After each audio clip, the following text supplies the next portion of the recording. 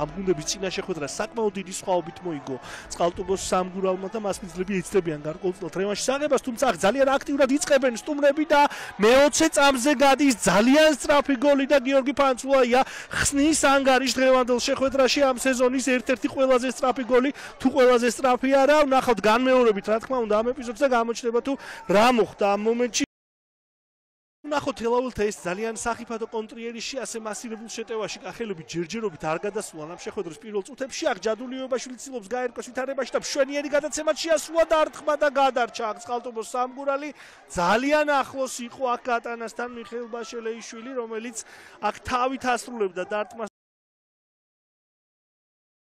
ძალიან კარგი ეპიზოდი და ნიკო ცეცხლაძე ახერხებს ანგარიშის გათანაბრებას დღევანდელ შეხვედრაში. თელაველები საკმაოდ მალევე პრინციპში 13 წუთში ახერხებენ წონასწორობის აღდგენას და ეს გახლავთ ნიკა ცეცხლაძის სადებიუტო გოლი ეროვნულ ლიგაში. თელაველთა შემადგენლობაში მოახერხა ეს ყოველივე. დღევანდელ მატჩში უკვე სამგურალმა კვლავ მოახერხა ერთპიროვნულად მესამე პოზიციაზე გადასვლა. მიხეილ ბაშელეიშვილი ასრულებდა დარტყმას. როგორი საკიფათოა ეს კონტრიერიში, თავადაც შეგიძლიათ მიხვდეთ გიორგი ფანცულაია ფაქტობრივად ერთ-ერთზეა მეკარისთან პირისპირ და გიორგი ფანცულაიამ დუბლი შეასრულა 35 წუთზე და სამგურალი კიდევ ერთხელ დაწინაურდა დღევანდელ შეხვედრაში. ვნახავთ ამ შეტევას განმეორებით და გამოჩნდება რომ ძალიან კარგად და გეგმა ზომიერად განავითარეს ეს იერიში იმერლებმა. კვლავ ლუკა ხორხელის საგოლე მოქმედება. ან სტობილაძე ან კაპიტაშვილმა დაარტყა და ნოდარ ყალიჩავა გახდა ამ ეპიზოდის საბოლოო გმირი, რომელმაც ეს ეპიზოდი გაანეიტრალა. კიდევ ერთი ჩაბრუნება ბურთისა საჯარიმოში, გუნდის კაპიტანი დაჩი ცნობილაძე ამწვავებდა თამაშს, ეს ეპიზოდიც გაანეიტრალდა და კიდევ ერთი ჩაწოდების შემდეგ უკვე ომარ პატარკაციშვილმა ითამაშა კარგად და ეპიზოდი გაანოხდა.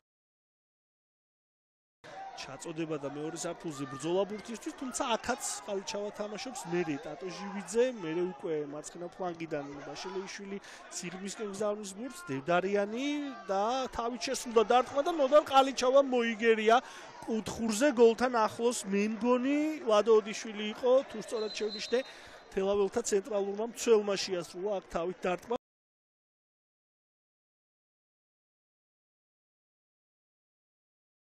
კარგი გადაცემა ტატო ჟივიძის შესრულებით უბრუნებს ბაშელეიშვილი ბურთს ამ შემთხვევაში ფირუზ გაბიტაშვილს. მერე უკვე მარჯვენა ფლანგიდან თემურ გოგნაძე შეეცდება თამაში გაამწვავოს. რამდენიმე ცრუ მოძრაობა ჩაწოდება და ჯადულიოებაშვილი იყო ულამაზეს გოლთან ძალიან ახლოს და ნოდარ ყალიჩავა ამ შეხვედრის ერთ-ერთი საუკეთესო ეპიზოდის შექმნა. რა თქმა უნდა ჯადულიოებაშვილმაც, მაგრამ გამარჯვებული ამ ეპიზოდში გამოვიდა სამგურალის მეკარე.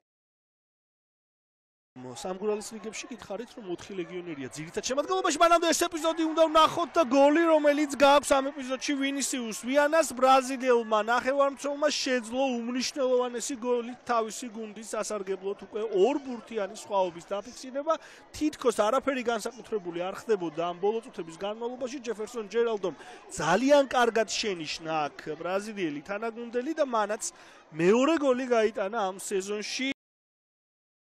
სამივე გოლი სამგურალმა ძალიან გარკვეულწილად მოულოდნელად გაიტანა. აქ თელაველებს შეეძლოთ აქ წონასწორობის აღდგენა არა, მაგრამ სხვაობის მინიმუმამდე შემცირება.